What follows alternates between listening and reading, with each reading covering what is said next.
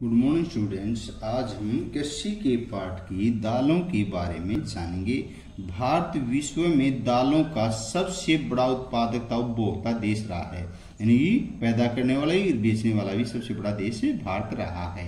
शाकाहारी खाने में दालें सबसे अधिक प्रोटीन दायक होती है, यानी कि सबसे ज्यादा प्रोटीन किसमें? दालों में होता है।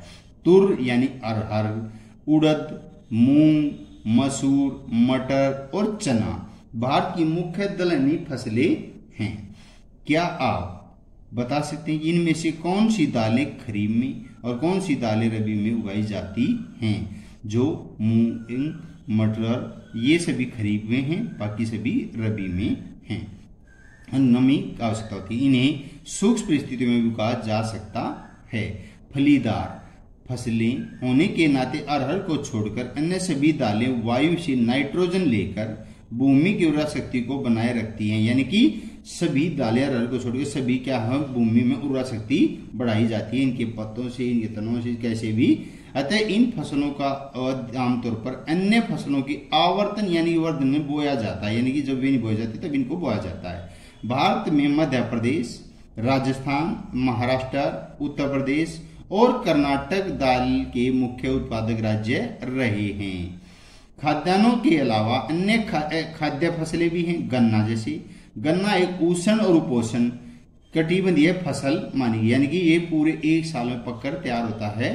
यह फसल 21 डिग्री सेल्सियस से 27 डिग्री सेल्सियस तापमान और 75 सेंटीमीटर से 100 सेंटीमीटर वार्षिक वर्षा वाली उष्ण और आर्द्र जलवायु में बोई जाती है।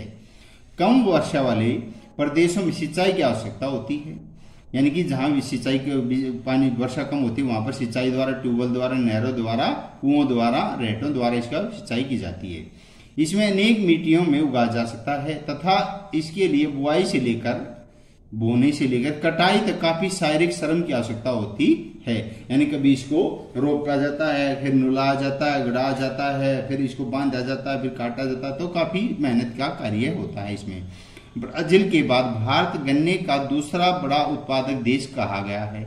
यह चीनी, गुड़, खंडासारी और शीरा बनाने के काम आता है। आपने पहले भी देखा होगा, गांव में कोल्हू करते थे, क्रेशर चलते थे, गुड़ और शक्कर बनती थी। तो अब बड़े बड़े मिल हैं, चीनी बनते हैं, उनमें खांड, तो ये चीजें क्या है, चीनी से ही बनती हैं, यानी गन्ने से ही बनाई जाती हैं। उत्तर प्रदेश में जो ज्यादा मिले हैं, महाराष्ट्र में, कर्नाटक, तमिलनाडु, आंध्र प्रदेश, तेलंगाना, बिहार, पंजाब और हरियाणा गन्ना के मुख्य उत्पादक राज्य कहे गए हैं। ये गन्ने का पेड़ ऐसा होता, लंबा है इसको। तो तिलहन है। 2015 में भारत विश्व में चीन के बाद दूसरा बड़ा तिलहन उत्पादक देश था। सन 2015 में तोरिया के उत्पादन में भारत विश्व में कनाडा और चीन के बाद तीसरा स्थान था। देश में कुल बोए गए क्षेत्र के 12% भाग तिलहन की फसलें उगाई जाती है।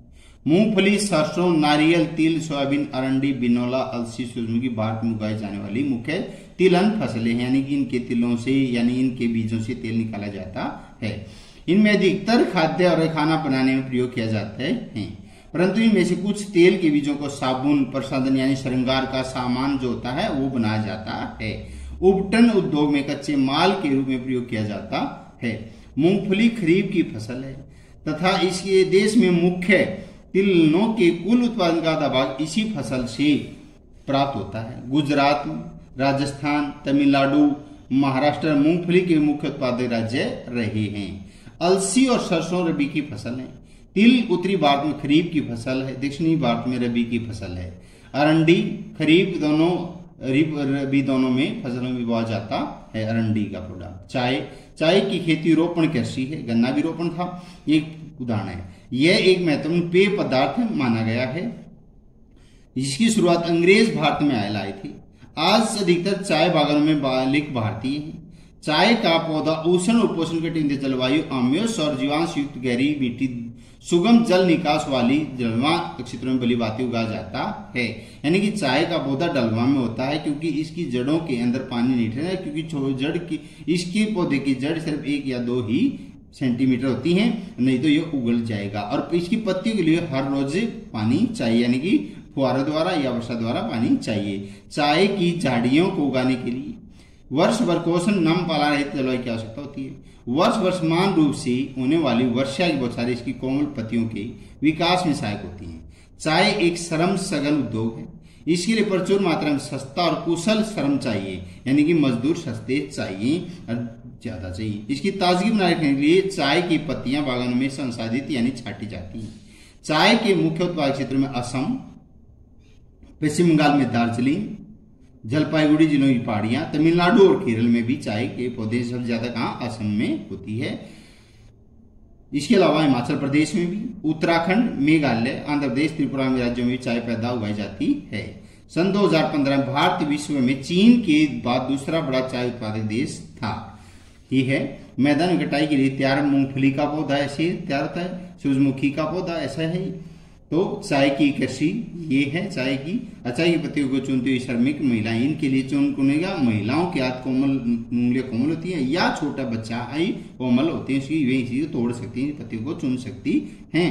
कॉफी, भारतीय कॉफी अपनी गुणवत्ता के लिए विश्व विख्यात है। हमारे देश में अरेबिका किस्म की कॉफी पैदा की जाती है जो आरंभ में यमन देश से लाई गई थी। इस किस्म का कॉफी को विश्व भर में अधिक मांग है। इसकी कृषि शुरुआत बाबा बुदन की पहाड़ियों से हुई थी। आज भी इस खेती नीलगिरी की पहाड़ियां ये तमिलनाडु में है। आसपास कर्नाटक, केरल और तमिलनाडु में की जाती है। बागवानी कृषि फसलें, सन 2015 में भारत का विश्व में फलों और सब्जियों के उत्पादन में चीन के बाद दूसरा स्थान था। भारतीय उष्ण कटिबंधीय दोनों ही प्रकार के फलों का उत्पादक है। भारतीय फलों जिनमें महाराष्ट्र, आंध्र प्रदेश, तेलंगाना, उत्तर प्रदेश, पश्चिमी बंगाल के आम, नागपुर चेरापूंजी, मेघालय के संतरे, केरल, मिजोरम, महाराष्ट्र, तमिलनाडु के केले, उत्तर प्रदेश और बिहार की लीची, मेघालय के अनानास, आंध्र प्रदेश, तेलंगाना, महाराष्ट्र के अंगूर, हिमाचल प्रदेश, जम्मू कश्मीर के सेब और नाशपाती, खुमानी, अखरोट विश्व भर में प्रसिद्ध हैं, यानी मांग बहुत ज्यादा रही है। भारत का मटर, फूलगोभी, प्याज, बंद गोभी, टमाटर, बैंगन, आलू उत्पादन में प्रमुख स्थान है। अब प्रश्न, एक पेय फसल का नाम बताएं तथा उसको उगाने के लिए अनुकूल भौगोलिक परिस्थितियां वर्णन। चाय एक पेय फसल है। चाय की फसल उगाने के लिए निम्नलिखित अनुकूल भौगोलिक परिस्थितियों की आवश्यकता होती है। चाय के बदले उष्ण उपोष्ण जलवायु की आवश्यकता होती है। आम्लयुक्त और जीवांश युक्त गहरी मिट्टी होनी चाहिए। भूमि ढलानदार होनी चाहिए जिसमें पौधों की जड़ों में पानी न ठहरे। वर्ष भर नम और पालायित जलवायु होनी चाहिए। वर्ष वर्षमान रूप से वर्षा हल्की बौछारें पड़ती रहती चाहिए, जो बताया था पहले पार्ट में। भारत की एक खाद्य फसल का नाम, जहां यह पैदा की जाती है उन क्षेत्रों में वर्णन। चावल भारत एक प्रमुख खाद्यान्न फसल है। हमारे देश चीन के बाद दूसरा बड़ा चावल उत्पादक देश रहा है। भारत में चावल उत्तर प्रदेश, उत्तर पूर्वी मैदान, तटीय क्षेत्रों, डेल्टा प्रदेशों में उगाया जाता है। नहरों के जाल और नलकुओं की सागरता के कारण पंजाब, हरियाणा, पश्चिम उत्तर प्रदेश, राजस्थान के कुछ कम वर्षा वाले क्षेत्रों में चावल की फसल उगाना संभव हो गया है। सरकार द्वारा किसानों के हित में किए गए संस्थागत सुधार कार्यक्रम की सूची है। केंद्रीय और राज्य सरकारों में कृषि सुधार के लिए समय समय पर अनेक संस्थागत कदम उठाए। इनका वर्णन इस प्रकार है। कृषि क्षेत्र में सुधार के लिए सरकार ने जमींदारी प्रथा समाप्त कर दिया, यानी जो ठेके पर जमीन लेकर और उनको करते थे, नौकर करते थे, उनको खत्म हो गया। छोटी छोटी जोतों की चकबंदी, यानी छोटे छोटे खेतों उनकी चकबंदी एक कर दी गई, उन्हें आर्थिक रूप से उपयोगी बनाया गया। रेडियो और दूरदर्शन का प्रयोग करके किसानों खेती के नवीनतम तकनीकी परिचित करा जाता है, यानी रेडियो द्वारा या टेलीविजन द्वारा लोगों को, किसानों को ये बताया जाता है कि ऐसी ऐसी खेती करने से इतना फायदा होगा, इतना नुकसान हो सकता, तो आप ये दवाई डालें, ये बीज डालें तो अच्छा पैदावार होगी। फसल बीमा योजना के द्वारा फसल बर्बादी भरपाई को प्रावधान किया जाए। बीमा होने से क्या फसल बर्बाद होगी तो गवर्नमेंट उसका मुआवजा देगी। तो ग्रामीण बैंक और सहकारी क्षेत्र समितियों द्वारा स्थिति दरों पर ऋण उपलब्ध कराया जाता है, यानी कि जो सब्सिडी जो आती है वो सरकारी ऋण द्वारा प्राप्त होती है। किसानों के लिए रेडियो और दूरदर्शन विशेष मौसम बुलेटिनों का प्रसारण किया जाता है। मौसम विशेष में फसलों के बारे में बोए जाने की जानकारी दी जाती है, कब कौन सी फसल बोई जाती है और उसको बताया जाता है कि मौसम कैसा रहेगा, शुष्क रहेगा, नम रहेगा, आर्द्र रहेगा। तो सरकार ने अनिश्चितता को दूर करने के लिए विभिन्न फसलों को न्यूनतम मूल्य निर्धारित करने के लिए किसानों की हितों की सुरक्षा की हुई है। दिन प्रतिदिन कृषि के अंतर्गत भूमि कम हो रही है। क्या आप इसके परिणाम की कल्पना कर सकते हैं? इससे भारत की खाद्य सुरक्षा प्रभावित होगी। भारत को अपनी विशाल जनसंख्या जो जाते खाद्य आवश्यकता पूरा करने के लिए विदेशों पर भारी भरकम आयात करना पड़ता है, यानी विदेशों से हमें मंगवाना पड़ता है। कृषि भारतीय अर्थव्यवस्था की रीढ़ की हड्डी है। इसके पतन के साथ भारतीय अर्थव्यवस्था पर विपरीत प्रभाव पड़ेगा। कृषि आधारित उद्योग है, कपड़ा मिल, जैसे कपड़ा यानी कपास ज्यादा होगी तो कपड़े ज्यादा बनेंगे। चीनी मिल यानी जी गन्ना ज्यादा होगा तो चीनी मिल चलेंगे। जूट यानी पर्सन होगा तो अच्छा जूट पैदा होगा। कच्चा माल नहीं मिलने के कारण इन उद्योगों को भारी नुकसान उठाना पड़ेगा, यानी ये चीज नहीं होंगी तो कृषि पर कच्ची सामग्री न होगी तो पकी ये चीजें बर्बाद हो जाएंगी, तो देश में बेरोजगारी स्थिति पैदा हो सकती है। आज यहीं थे, धन्यवाद।